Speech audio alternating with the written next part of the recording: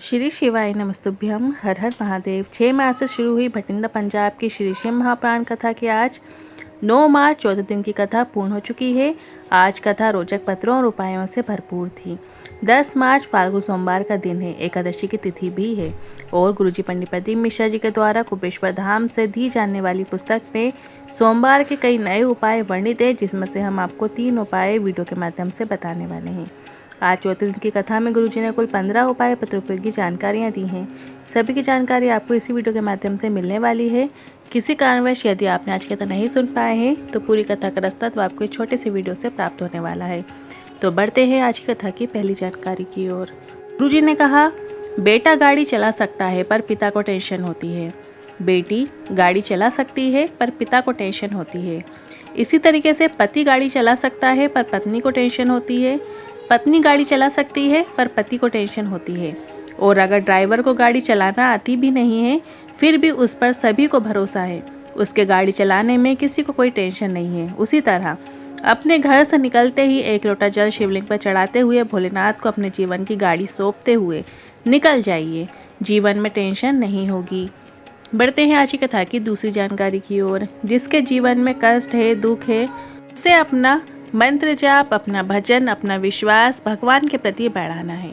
अपनी सभी समस्याओं को, तकलीफ को भोलेनाथ को सुपुत्र कर देना है। बढ़ते हैं आज की कथा की तीसरी जानकारी की ओर। भगवान जी पत्र लेकर आए, लिखते हैं, ना मंदिर जाता था ना आपको सुनता था। एक बार टीवी में चैनल बदलते बदलते आपकी कथा देखी। उसमें आपने ऐसी बात कही जो सुनकर आपकी कथा सुनने का मन हुआ। आपने कहा, सियोर वाला महाराज कुछ नहीं करता, कुबेर भंडारी है। मुझे कई सालों से सोराइसिस की बीमारी थी, जिसका सभी जगह इलाज कराया पर कोई लाभ नहीं हुआ। पर शिवलिंग पर एक लोटा जल और बेल पत्ते चढ़ाकर उसका आचमन करना शुरू किया। 5 कथा पंडाल में सुनी और आज मेरी जो सोराइसिस की बीमारी थी वो पूरी तरीके से ठीक हो चुकी है। उसी का आभार व्यक्त करने आया हूँ। बढ़ते हैं आज की कथा की चौथी जानकारी की ओर। गुरुजी पंडित प्रदीप मिश्रा जी ने कथाओं से नए क्रम की जानकारी देते हुए 3 नई शिव महाप्राण कथा की जानकारी दी है, जो कि इस प्रकार है। इस कथा के बाद गुरुजी 15 मार्च को सीहोर महादेव की होली खेलेंगे और फिर 21 मार्च से 27 मार्च जशपुर छत्तीसगढ़ में शिव महाप्राण कथा होने जा रही है और फिर 1 अप्रैल से 5 अप्रैल साहदा महाराष्ट्र में कथा होगी। फिर 11 अप्रैल से 17 अप्रैल रतनगढ़ राजस्थान में कथा होने जा रही है और फिर 21 अप्रैल से 27 अप्रैल सिंहेश्वर बिहार में शिव महाप्राण कथा होने जा रही है। अब बढ़ते हैं अगली 5वीं जानकारी की ओर। धर्म पत्नी का सबसे बड़ा गुण है अपने बच्चों का, अपने पति का चेहरा पढ़ लेना, उसकी समस्या को समझकर उनको संभाल लेना।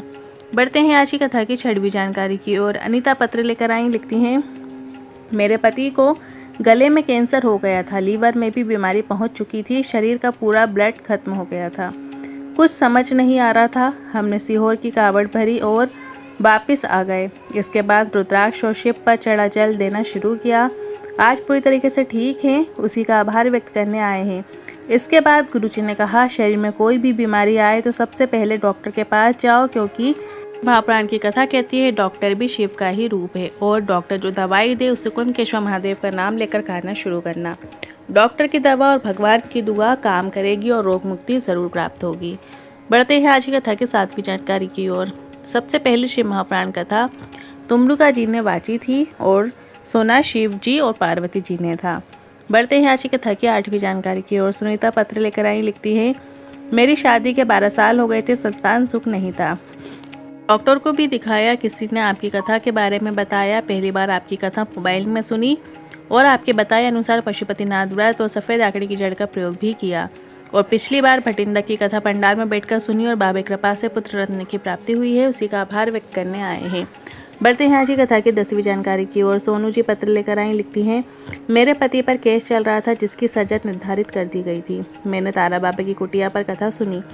पति भगवान को मानते नहीं थे। मैंने एक बार पति से कहा, कथा सुन लो, बाबा परेशानी से निकाल देंगे। हमने कथा सुनी और कोर्ट से अपना निर्णय बदल दिया, उसी का आभार व्यक्त करने आए हैं। बढ़ते हैं आज की कथा की 12वीं जानकारी की ओर। भारती पत्र लेकर आई, लिखती हैं, मेरे पति 13 बार परीक्षा दे चुके हैं पर उनकी नौकरी नहीं लगी। हमने भटिंडा की कथा सुनी और बाबे कृपा से आज मेरे पति की नौकरी लग चुकी है, उसी का आभार व्यक्त करने आए हैं। अगली 13वीं जानकारी की ओर। गुरुजी की जो पुस्तक है, गुरुजी पंडित प्रदीप मिश्रा जी की विठलेश्वर समिति के द्वारा जो पुस्तक छपी हुई है, जिसे आप कुबरेश्वर धाम से प्राप्त कर सकते हैं, उसी पुस्तक से हमने कुछ उपाय लिए हैं जो कि आप कल 10 मार्च वार के दिन कर सकते हैं। और 10 मार्च के दिन आमलकी एकादशी भी पड़ रही है, तो इस विशेष दिन आप ये उपाय करके अधिक से अधिक लाभ प्राप्त कर सकते हैं। चूँकि सोमवार का दिन है और वट वृक्ष शिव जी का प्रतीक है, तो सोमवार के दिन आपको वट वृक्ष के नीचे जाना है और एक मौली लेना है। यदि आपकी कोई मनोकामना है तो ये मनोकामना पूर्ति के लिए इस उपाय को किया जाता है। बहुत ही सरल और आसान उपाय है, ध्यान से सुनिएगा। सोमवार के दिन आपको वट वृक्ष को मौली की गठान बांधकर अपना गोत्र बोल देना है। जो वट वृक्ष की टहनी लगी होती है, बस वहीं पे आपको वो गठान बांध देना है। मौली की गठान बांध दीजिएगा, अपना नाम और गोत्र बोलते हुए बांध देना है, अपनी कामना कर लेना है। इसके बाद थोड़ा सा कच्चा दूध, गाय का कच्चा दूध मिल जाएगा तो काफ़ी अच्छी बात है। गाय का कच्चा दूध वट वृक्ष के नीचे आपको चढ़ा देना है। इससे मनोकामना पूरी निश्चित ही होती है। तो कल के दिन, वट वृक्ष के दिन, सोमवार के दिन आपको इस उपाय को करना है। बस मौली लेकर जो वट वृक्ष की जो टहनी होती है उसमें आपको अपनी कामना करते हुए अपना नाम और गोत्र बोलते हुए लपेट देना है, गठान लगा देना है। 3 गठान लगा दीजिएगा और जब थोड़ा सा कच्चा दूध आपको वट वृक्ष के नीचे आपको अर्पित कर देना। बस आपको इतना ही करना होता है। करके ज़रूर देखिएगा, बेहद आसान उपाय है। अगली 14वीं जानकारी की ओर। सोमवार के दिन किया जाने वाला एक और विशेष उपाय लेकर आए हैं। जो बेलपत्र के वृक्ष में जो कांटे लगे होते हैं, एक कांटा आपको तोड़ लेना है और थोड़े से मावे में डालकर थोड़ी सी शक्कर मिलाकर उसका लड्डू बना लेना है। मतलब आपको मावे का थोड़ा सा लड्डू बना लेना है, शक्कर और मावे को मिलाते हुए लड्डू बना लेना है। उसी के अंदर बेलपत्र का जो कांटा है उसके अंदर आपको डाल देना है। इसके बाद जो बच्चा रात को डरता है, रात को रोता है या खाना नहीं खाता है, तो उसके ऊपर से आपको 21 बार उतार देना है। अब जब आप कोई चीज़ उतारते हैं तो हमेशा एंटी क्लॉक वाइज ही उतारना होता है। मतलब घड़ी जिस दिशा की ओर चलती है उससे अपोजिट डायरेक्शन में ही आपको उसके ऊपर से वार देना होता है, उतार देना होता है। तो इस तरीके से उस लड्डू को आपको उतार देना है। इसके बाद उस लड्डू को आपको बहते पानी में आपको छोड़ देना है। बहते पानी, और यदि बहता पानी नहीं है तो कुआं हो आपके शहर में, नगर में, तो आप कुएं के अंदर भी छोड़ सकते हैं। उपाय बता रहे हैं ये गुरुजी की पुस्तक में दिए गए उपाय हैं। और ऐसे ही यदि गुरुजी की पुस्तक से और उपाय आप जानना चाहते हैं तो कमेंट के जरिए ज़रूर बताइएगा, ताकि हम और नए नए उपाय उसके अंदर से देखकर आपको बता सकें।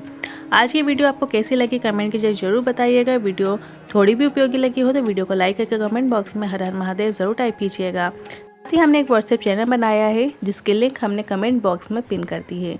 आप जब कमेंट बॉक्स देखेंगे तो सबसे ऊपर आपको व्हाट्सएप चैनल की लिंक मिल जाएगी। बस आपको उस लिंक पर टच करना है। आप लिंक पर टच करेंगे तो व्हाट्सएप चैनल ओपन हो जाएगा और उसमें हमारा चैनल आपको दिखेगा, शिवालिक गरिमा। बस आपको उसको फॉलो कर लेना है, जो कि एकदम फ्री है। हर हर महादेव, श्री शिवाय नमस्तुभ्यम।